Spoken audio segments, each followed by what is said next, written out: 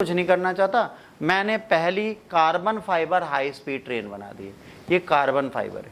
Carbon fibre जो steel से बहुत ज़्यादा हल्का होता है, हल्की और मजबूत गाड़ी बना दी। अब दो चैलेंजेस हैं, हल्की मजबूत, तेज चल के उड़ेगी नहीं।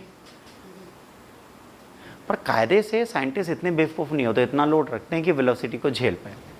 चलिए, China has shown off a revolutionary passenger train made only with the carbon fiber. Big step toward the high-speed rail technology. China is now even more of the world leader in the fields of thanks in this progress. भाई साहब, दुनिया की पहली country है जिसने carbon fibre body से train बना दी। ठीक है, since new train is much lighter than the steel train, है ना, smoke level will drop by the large amount. The main goal is to move vehicle that as light as possible without sacrificing the performance. इन्होंने कहा प्रदर्शन नहीं कम होना चाहिए, train हल्की होनी चाहिए। It is planned that the carbon fiber train will reach speed up to 87 miles per hour, 7% less energy than the regular steel train. कह रहे हैं कि भाई जब ये 87 माइल पर आवर पे चलेगी तो रेगुलर ट्रेन से 7% कम फ्यूल खाएगी। This idea is very important for healthy low carbon, है ना, फ्यूचर ट्रांसपोर्टेशन। अब हाई स्पीड इको फ्रेंडली कैसे? ऑलरेडी नोन कि हाई स्पीड ट्रेन जो होती है इको फ्रेंडली होती है, क्योंकि वो लॉन्ग डिस्टेंस को ट्रेवल करती है, पैसेंजर ज़्यादा ले जाती है, नॉइज़ कम करती है, कम स्पेस लेती है, ठीक है, लेस एयर यूज़ करती है, जल्दी पहुँच जाती है। China high speed train network बहुत ज़्यादा है, इसके यहाँ कितना है, 28,000 माइल्स है, और ये कब कितनी तेज़ चलती हैं, 125 माइल्स पर आवर की स्पीड से चलती है। ट्रैवल वहाँ पे क्विक और सस्ता है, और ये ऑपरेशन है, मैनेजमेंट इसका किया जाता है, और इसकी एफिशिएंसी और रिलायबिलिटी अगर और बढ़ानी है तो ये कार्बन फाइबर ट्रेन जब आएंगे तो स्टील को और हम रेगुलेट करने का काम कम कर देंगे।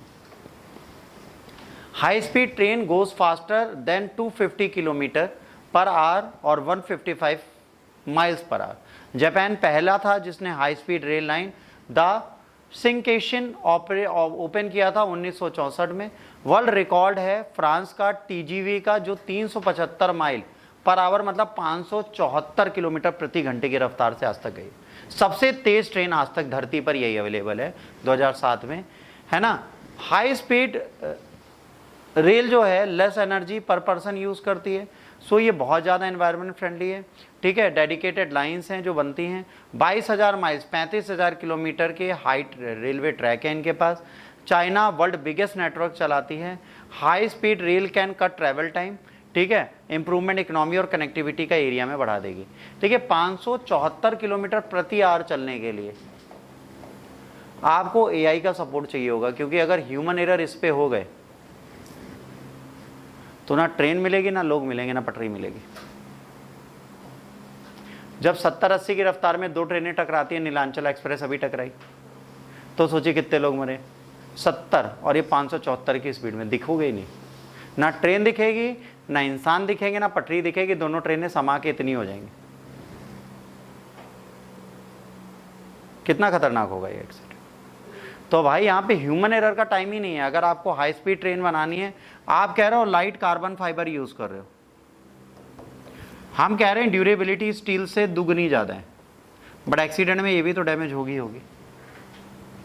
तो सबसे पहले आपको ह्यूमन एरर को ख़त्म करना है। If you are capable to change human error, तभी आप कुछ कर पाएंगे, वरना कुछ नहीं कर पाएंगे।